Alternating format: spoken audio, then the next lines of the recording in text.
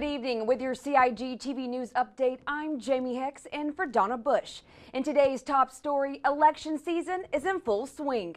Governor Helen Kilpatrick this morning proclaimed the 24th of May the date of the next general election, and shortly afterwards, the nomination process got underway across all three islands. Elections law requirements call for candidates to be nominated by 2 voters from the electoral district they are seeking to represent.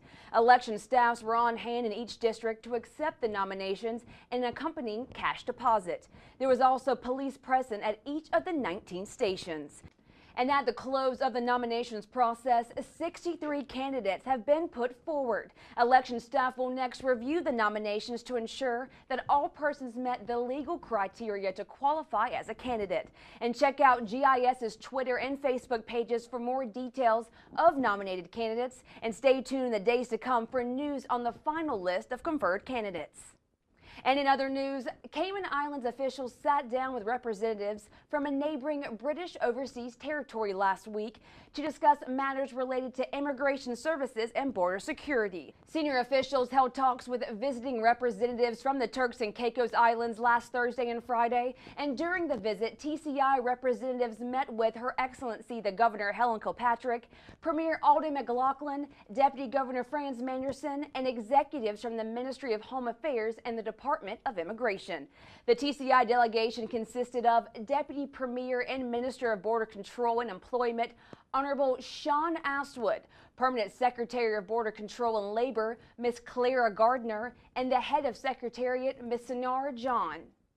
And in our final story, the Youth Services Unit recently hosted 3 days of community building events for youth on Cayman Brac. Also attended by students from Grand Cayman, including a group from the Cayman Islands Youth Assembly and the Youth Flex radio show. The Cayman Brac Spring Weekend featured a packed program of activities. 2 youth forums sponsored by Cayman National provided a space for young people to discuss local issues and their experiences as youth. Meanwhile, other activities included a 3-on-3 basketball tournament, a drone racing exhibition, and an island-wide scavenger hunt and a kickball competition. To view more pictures of the Brac Spring Weekend, visit Youth Services Unit's Facebook page. And as always, if you missed today's news update, you can get all the details on our Facebook and YouTube pages. And of course, don't forget to tune in to Radio Cayman's For the Record and Talk Today's shows.